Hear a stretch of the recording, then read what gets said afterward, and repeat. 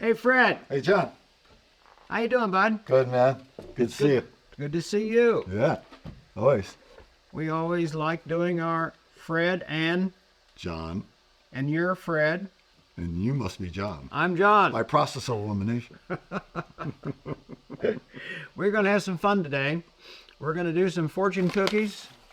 And before we get to that, I've got something I wanted to mention to you that kind of caught my fancy in the last few days to a week or so. I was reading about what neuroscientists and neurologists are saying about learning and memory. Mm-hmm. And one of the things that stuck out in what they were saying is that parts of our brain are stimulated by forming letters and by writing. By handwriting. By handwriting. More than keyboards. I'm thinking this must have a lot of implications for learning. We handle our phones. We handle iPads, keyboards, iPads, etc. Even the whole educational system. It even made me think about people who write books, who used to write books longhand. Yeah. And some of the writers still write longhand for ideas. Yeah.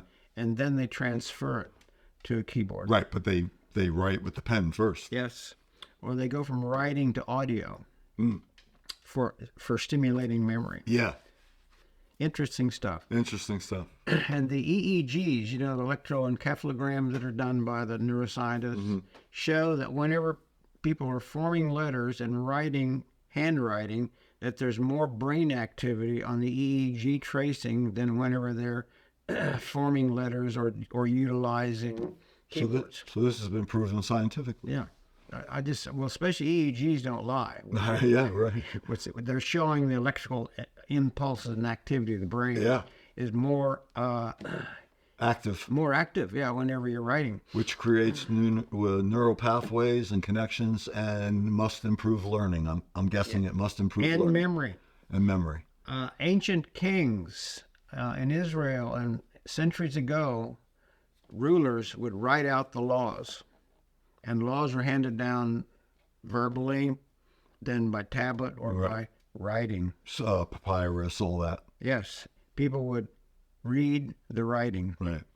And they couldn't respond with a keyboard. Yeah, right. And if they decided to copy the law, they had to write out the law. Yeah. So they refer to the scribes a lot in the Bible. Yes. Those are the writers. Good point. So it kind of made me think, memory must get better and improve, and parts of the brain are stimulated by reading, writing, and arithmetic. 3 R's. Hey, when you went to school, did you have a Texas Instrument to do your math for you? No calculators. No such animal.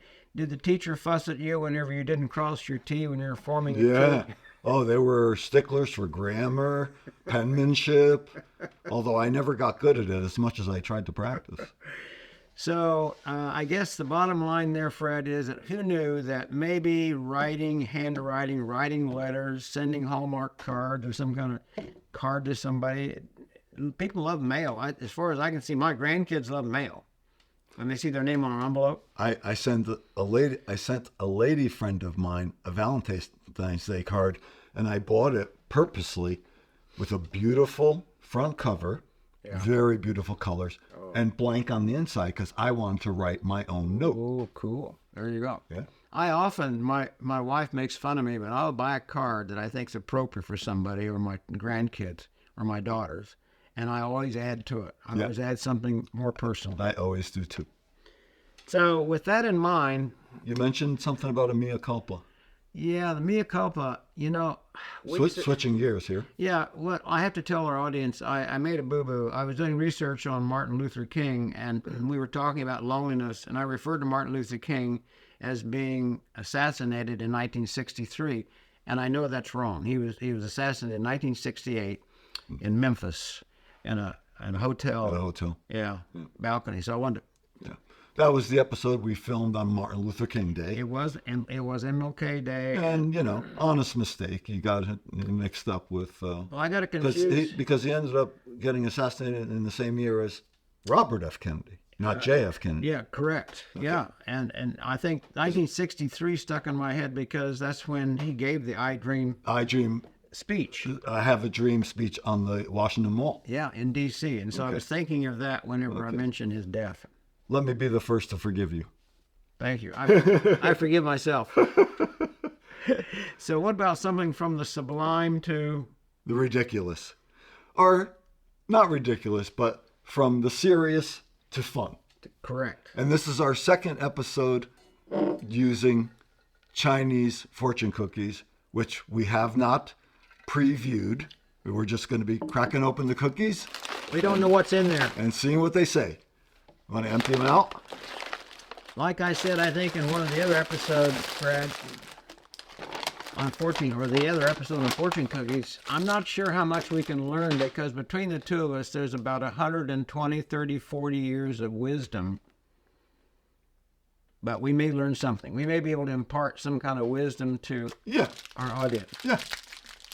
So I'll go first? Go first. All right. Here we go.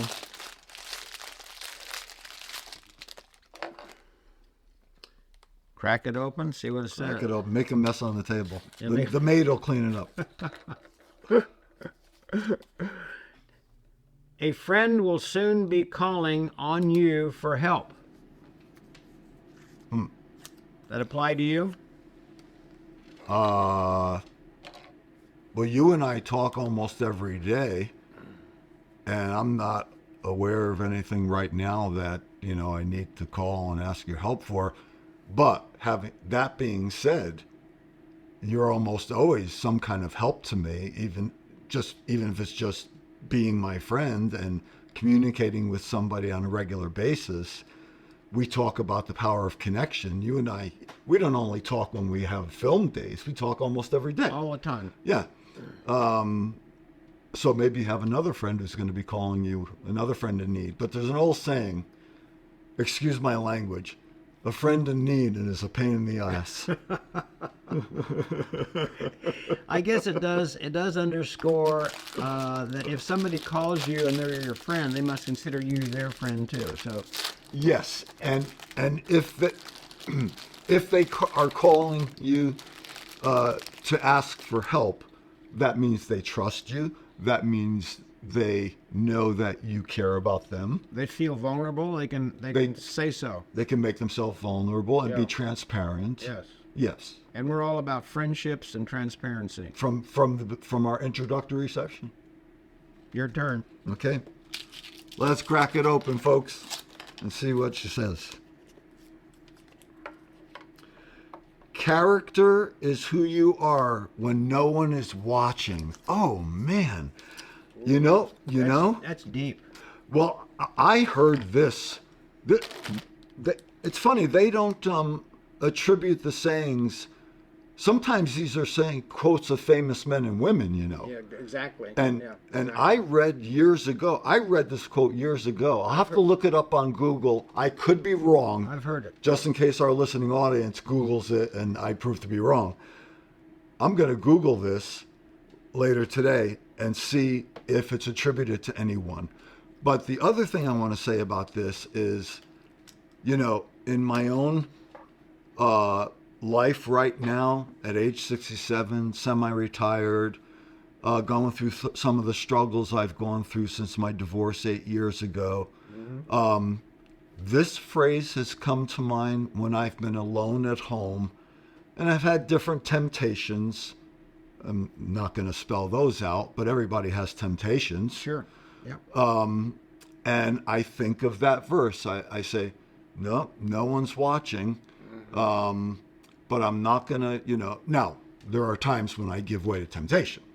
I'm not painting myself as a saint. You're not perfect? I'm not perfect. You told me you were perfect a long time ago. Not true. But there are times when a variation of this phrase comes to mind when I'm home alone. You know what it makes me think of, Fred, when I was growing up? More my mother than my father would often say to me, John, your name is very important. Your name is one of the most important things in society and in the world. Yeah. People would know you by your name and your word. Your name, your word, your reputation. Yep. Okay, we conquered that one. Let's see what's next.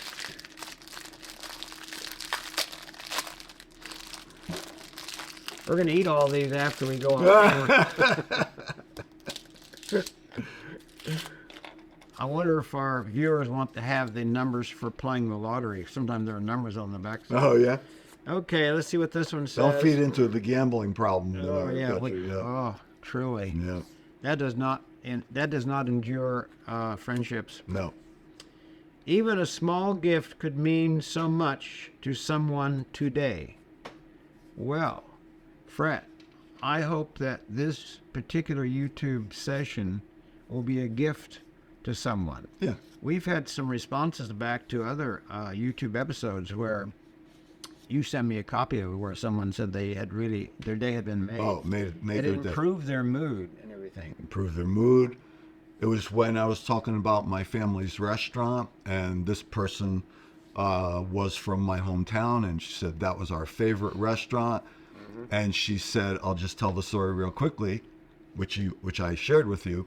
In the waiting area to be seated for the restaurant, they had a cork board, and they had different public announcements on there. Anyway, she had just gotten back from her honeymoon. She and her husband looked up, and they had their wedding announcement posted on the cork board. She said it was such a personal place. It was such a loving atmosphere. And she said the food was to die for. And I said, amen, sister. Well, I think another key word in this one is even a small gift. Gifts don't have to be large. I would contend that it's the little things that mean a lot. As long as they're thoughtful, and it's not like, not to get off on a whole tangent, but in my profession and all the counseling I do with couples, they have this thing called the 5 love languages, and how often the individuals, the husband and the wife, don't speak each other's love language. Yeah, But it means a lot. If the wife likes getting flowers once in a while, and the guy, oh, I'm not into that, I'm not a gift giver and stuff, that's not very loving, but it's a little thing that means a lot to her. For example, not only bringing her flowers, but knowing her favorite flower. Oh, and by the way, Fred, this is the month of February, and you know what's looming next week? Valentine's Day. And I just said I sent my lady friend a card. Here's something I want to repeat that you said a few sessions back, that children understand love through time. Children spell love, Time. And time can be a wonderful gift. That's one of the love languages, quality time. All right. For anybody who doesn't know, the 5 love languages are words of affirmation, acts of service, gift giving, quality time, and touch. Look it up. It's a great book by Gary Chapman. When in doubt, follow your heart. Oh. This is a tricky one. This is a tricky one because, not that I completely disagree with it. In fact, there's a lot about it that I can, kind of sign on to. But your heart can mislead you just as easily as your thoughts can mislead you. I think it's a delicate balance. But then you have to bring in, I put on my counselor hat. Hold on a second. Oh, here it is. Intuition, what you feel in your gut. I was just about to say that there's a gut reaction to situations too. Not just heart, brain, it's that internal feeling you get in the intestinal tract. Yes. And, traditionally, women have been attributed more so than men to have very good intuition. And I think there's, in my years of counseling couples, I think that's generally true. But that does not mean that there are very intuitive, aren't very intuitive men out there. I've met many. You're one of them. I'm another. Well, when I did my practice in OBGYN and gynecology, I, of course, practiced only with women generally. And I have to say some of the remarks they made from time to time were stunning to me. Yeah. The way they saw through a problem or saw through their own situation, or the advanced kind of premonitions they would have about their husband or their boyfriend, or Yep. Yeah, I think women are very, very, very strong sex, no question. I'll piggyback on that by saying I've met far more women, clients and otherwise, acquaintances, friends, far more women who've told me stories that they have like a sixth sense. Here's a typical example. This is a true story. This woman was driving down the highway, heading toward vacation, and turned her car around and went back because she knew somebody important in her family died. I think it was her grandmother. She said, I knew my grandmother died. I turned the car around and went back. That was before the era of cell phones. This goes back years. So this is like a premonition. So she couldn't call and say, did grandma die? Yeah. Well, maybe she stopped at a payphone. I don't know. Well, and she probably knew, hopefully, that her grandmother was ill or there was something going on with her grandmother. But as I recall the story, it wasn't illness unto death. Oh, good a spot. But Well, let's see what the next one shows.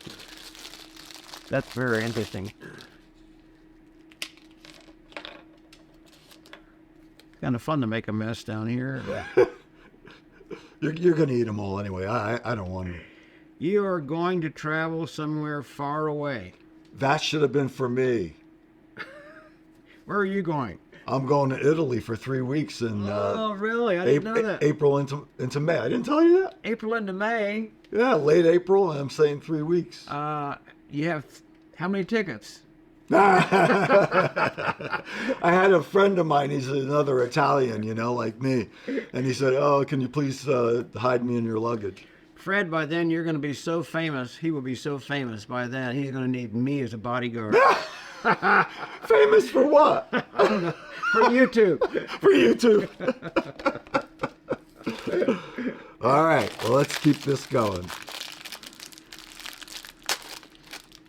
Are you traveling anywhere in the near future? I don't think so. I was thinking about going up to New Hampshire to ski. I love skiing. That's one of my favorite sports, as you know. Yes, I do. It's now wintertime. I think I'm likely to go skiing more likely to Canaan Valley or Whitetail. And Stay close by. Stay close by, within an hour or two away. Yeah. New Hampshire, that's a hike. Oh, it's a hike, yeah. Next one. The stock market may be your ticket to success. Oh, boy. Oh, boy. Well, I got good news and bad news. The good news is, I have a good retirement advisor, and you introduced me to him. Mm-hmm. And, my retirement investments are doing good. But I had a small self-directed account, can I say this? With Schwab. And to pay off some credit card debt, I liquidated that. And a couple months after it, some of the stocks that I had are going through the roof. So the good news is I have a good financial advisor, and I'm not doing too shabby, but it's deflating. I would piggyback on that, Fred, and say that, and I'm a member of a stock investment club, which seems to be doing pretty well, even whenever the markets are down. We have some pretty good holdings that can withstand those kind of losses and changes. But in general, I would say my own experience in the stock market has been mediocre to fair, sometimes very up, but then I don't tend to sell because I keep waiting for it to go higher. Classic. That's like the gambler who wins $10,000 in Vegas and then loses it all because they can't stop. Because he wants to make $20,000. Yeah, right, exactly. So I think we'll pause on that one and leave that to the viewers. Yeah, we'll leave that. At your own risk. Yeah. Proceed at your own risk. All right, what's next? Let's see what this says. Before you receive, you must give. Well, that sounds like a Bible verse. Yeah, right. Before you receive, you must give. Well, there's no doubt about that. I think people who go around in the world thinking that they're owed something all the time and don't give of themselves, they don't work with charities, they don't work with helping somebody, they don't take somebody a plate of cookies when they're sick or something. I mean, if you don't have the ability to give, I don't know whether you're going to really receive much. Yeah, Anyway. And it's biblical and it's non-biblical that, Generosity is its own reward. Things come back to you, even though, you know, if you set out this, I think this is biblical, but it's not a passage per se. If you set out to give to those you expect to get in return, that's not pure giving. No, it's not. Yeah. So, yeah. That's an expectation. That's an expectation, yeah. Right. Well, it's like Jesus says, if you love only those who love you, what merit is that? Even the pagans do that. You know? Love your enemies, pray for those who persecute you. And you're not enlarging your group of friendships or friends then either. Yeah, exactly. My twin. Your turn. How many we got here? Are we opening all these? Oh, yeah. We're full of wisdom. You're ambitious today.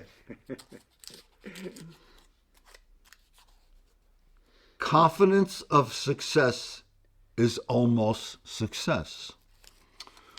Okay, well, I have a thought on that. One is, I would have to be a dummy or to not believe that confidence is a good thing. Right. That's common sense. Yes.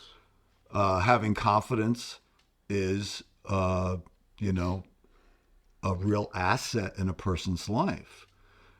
The word success, I have some ambivalence about, because in our culture, success means material success. Yes. And I think we both agree. We don't necessarily agree with that concept. Yeah, I don't buy into that, especially with all the materialism. You know, the great Carl Jung said, you know, society does not hand out awards for interpersonal success or personal growth success. Yes. You know, it hands it out for more observable accomplishments, whether it be, you know, in the arts or whatever like this. And that's fine. That's fine. But anyway, they don't give awards for successful parenting or for parenting exactly. kids, for parenting kids that turn out to be really good and contribute to the world. Success that is not in the public eye. Yes. But I want to end my part of this saying by quoting Mother Teresa of Calcutta, who's a saint now. Yeah. God does not call us to be successful, but to be faithful. Faithful to each other, faithful to the Lord. Faithful to Him first. Faithful to Him first, sure. Faithful to God first. God first. God, family, friends. Yes. Well, you shall love the Lord your God with all your heart, mind, soul, and strength. And the second is, you shall love your neighbor as yourself. As yourself. Carry on, my friend. Oh my goodness. We have fun doing this. I hope our viewers, we're having fun. I would assume that our listeners are having some fun. They're going to take their lunch hour watching this. Okay, so the next one is, you will be unusually successful in an entertainment career. There's that word. Oh, Fred and John talks. Fred and John talks. But there's that success word again, but I like it as it applies to our YouTube. We did not know that was in this cookie. We didn't know any of these, and we still don't know what's to come. Will you please help us be a successful YouTube channel? By spreading the word. By spreading the word. Thank you. And subscribing. Yes, that's very important. La-di-da, la-di-da-da-da. These cookies. Da-da-da-da-da, it's the Woody Woodpecker hour. Your surrounding friends will take good care of you. Well, this I have only good news about. This isn't a good news, bad news. This says your surrounding friends will take good care of you. But it's already true for me. It's not a future thing. You know this. You know this from how well you know me. Sure. You know this from my men's group, Fire Pit Nights. Yes. You know this from all my activities, my volunteer work. I have friends, you're one of them, who I can call any hour of the day. And if I was in a crisis, a severe crisis, they'd be knocking at my door at 3 a.m. In need. Yeah, absolutely. Yep. I have a stepdaughter, who is working for hospice. Mm-hmm. And several times she's told me when she's made a visit to a home where somebody is about to die or in the process of dying, because that's what hospice does. Yeah. She has remarked that the person who's sick will sometimes comment to her that they are okay with how they are because of the family that's there, the friends that are there, the people who are in the living room, not in her bedroom, but the people who are surrounding and close. Oh, there's strength in numbers. Yes. There's a power, an unseen power. Yes.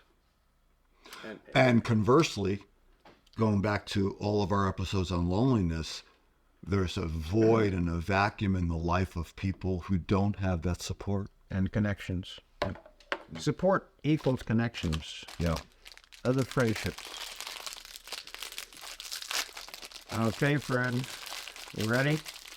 I am. You ready? You want the lottery number or you want the saying?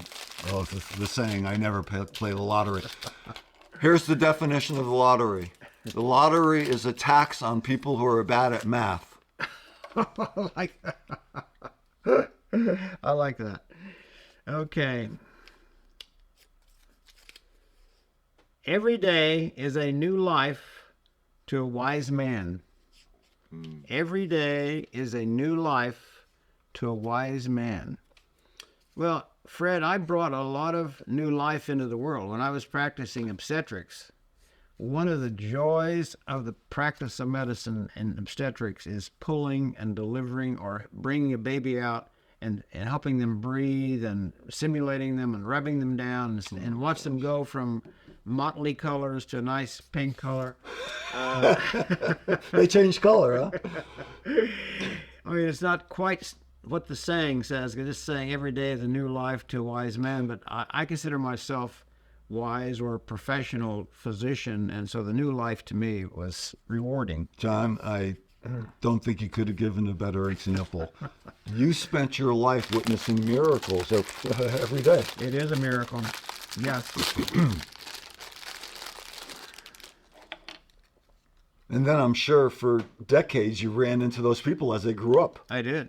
And some of the female babies I saw later on as patients. Oh, there you go. Yeah. There you go. Keep an eye out for someone special. Well, here again, I don't need to do that in the future because I already have my eyes wide open with the woman who is in my life right now. And she has been such a gift to me that I can even say to you that even if it doesn't turn into something permanent, she has been an enormous blessing in my life. We are in contact every day. I'm going to be seeing her a lot in the coming months. In March for 2 weeks, I'm going to see, my trip to Italy is to go see her. Oh, great. Okay. She spends 6 weeks a year in Italy, and I'm going to see her for 3 weeks. Wow. That'll be my second time in Italy. I lived there for 2 years, 1999 to 2001. So just let me wrap this up by saying, again, I don't have to keep an eye out for someone special unless God is sending more guy friends into my life, which I don't know, I can hardly keep up with all of them as it is. But my friend, my lady friend is my special someone. I'll tell you, Fred, I've known you through some difficult times where you wanted to have some kind of relationship with the opposite sex. And we've done sessions on dating sites and how difficult that was and unrewarding it was. And I can tell you, I really feel good about you and feel good about this person who I'm yet to meet. Yeah. You'll meet her in March. At some point, she has to be approved by your OBGYN. There you go. Yeah. That's wonderful. Italy. I think I've got to go along with the bodyguard for sure. Not a chaperone. Is it safe over there? I mean, You can get a separate place. couldn't I just come along to eat the food? Okay, don't expect romantic attachments to be strictly logical or rational. Oh my gosh. First of all, it's an awful long. It's a long one. Second of all, you're married. Second of all, I'm married, and I don't know. Would Confucius say such a long fortune cookie? He said, Read that back. "Don't expect romantic attachments to be strictly logical or rational." Oh, I agree with that. Yeah. I must say, when I first read it, I thought it actually said, "Don't expect romantic attachments to be strictly legal." But that's just an aside. But I think a lot of times couples, whether they're married or whether they're with significant others, they're not always rational. But if they stick together and they can keep it together, it's a beautiful thing. It's often a question of emotional self-control because our emotions can run away with us. But you could substitute. Let me see that just so I don't muff it up. Don't expect life to be strictly logical or rational. Oh, okay. Absolutely. No question. That says romantic attachments, but I would add just life. Life is very unpredictable. Anybody who's expecting life to always be logical and rational, There's an Italian saying about that. Forget about it. forget about it. That's right. That's right. I'm glad you thought of that because I ran out of sentences. Next up, something wonderful is about to happen to you. Well, first of all, just commenting on these Chinese fortune cookies, nothing against the Chinese or against this whole concept. I love it. I love doing this. But notice that most of them strike a positive note. They do, yes. Notice that I'm not into astrology, but I know people who are. And notice that most of them focus on, how successful they're going to be. They're going to meet the girl of their dreams or the guy of their dreams, Okay, well, When you're in a Chinese restaurant and you've overeaten and you're belching and you're getting heartburn, you don't want to read a fortune cookie that's down. yeah, right. You're going to get sick when you go home. Yeah, because the fish was undercooked. So something wonderful is about to happen to me. I say, bring it on. We're winding down, folks. Oh, gosh.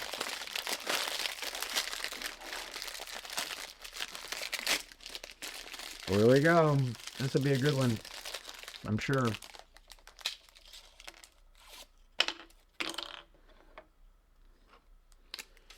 And this fortune cookie says, "A pleasant surprise is in store for you soon." There you go. It's another upbeat. Maybe we should do some fortune cookies and sell them to the Chinese restaurants that are more equivocal. More realistic. An unpleasant surprise in the stock market is in store for you today. An unpleasant surprise in the stock market is in store for you tomorrow. An unpleasant surprise is in store for your Chinese restaurant. You're going to burp after the food. You're going to have heartburn. Oh, gosh. On and off with the glasses. All right. Let's see here. Keep an eye out for someone special. That's a duplicate. Go ahead, Duplicate. That wasn't supposed to happen. Let's move it right along because I think our time is just about up. Okay. Don't just think, act. Okay, I like that. Oh, yes.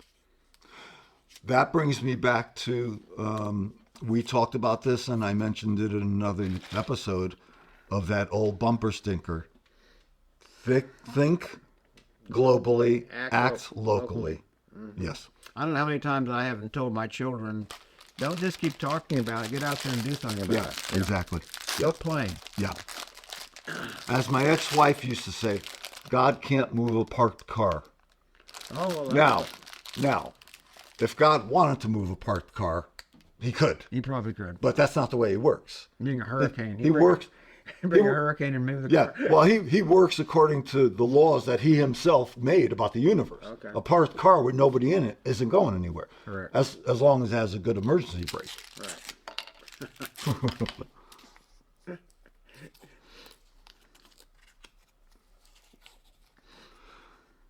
Correction does much but encouragement does everything. I like this. Just stream of consciousness. I love. There's a name, a first name, or two first names in the New Testament of followers of Jesus, and the interpretation of their names are sons of encouragement. I think I have that right. Called Sons of Encouragement. I think I have that right. Anyway, it's a nice thought.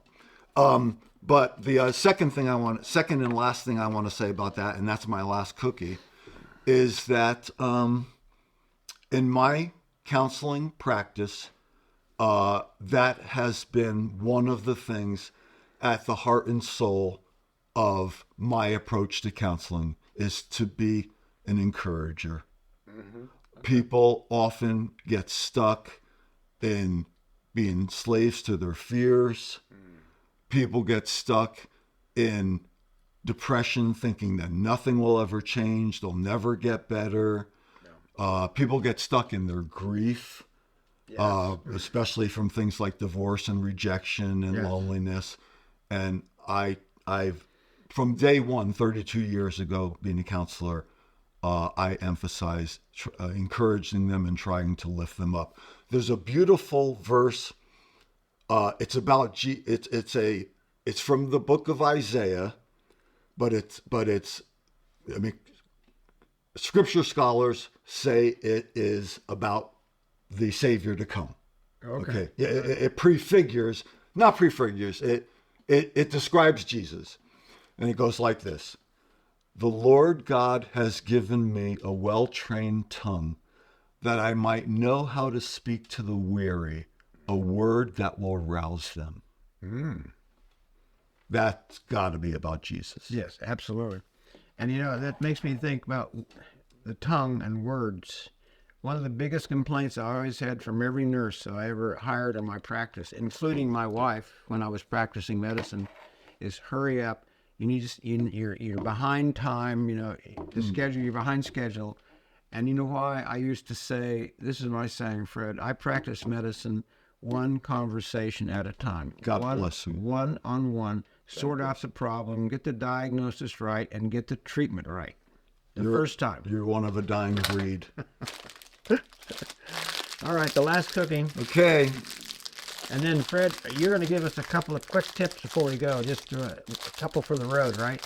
Am I? Yeah, the tips that we talked about, I think, beforehand. I'll mention one of them. You'll have to refresh my memory. Yeah. My failing memory. You do not have to worry about your future. Okay. Oh, that's music to my ears. It's interesting because one of us has to be the last one. So you were the last one there, but that is music to my ears because especially finances, seeing what's going to happen with this relationship, aging while living alone. I'm getting more, I'm feeling my age creep up on me, and can you read it one more time? We'll end up on that real positive note. You do not have to worry about your future. Your future. In Catholic circles, we have, as you know, we have saints. Well, Saint Padre Pio has a saying: pray, hope, and don't worry. I think that's a good note to end on. What tips were you talking about? Well, we're all about the outdoors, and the weather's going to be changing soon. And I just want to tell our listeners and viewers, walk outside, do something in the morning, get out of bed, look outside, get some fresh air. It's supposed to be good for your mood, your behavior. It de-stresses you. I mean, just think about like the Asian cultures where they get out in parks and do Tai Chi. That's what we were talking about, Tai Chi. Even for the middle of the day, beginning of the morning. So it's got to be something ancient that's good for the mind, body, and soul. Yes. If our audience wants to watch a good movie, those of them who haven't seen it, The Intern, starring Robert De Niro and Anne Hathaway, the movie the first and the last scene of the movie are Robert De Niro doing Tai Chi. And that's a wrap. That's right. Thanks, Fred. Okay, we'll see you next time around. Ciao. Ciao.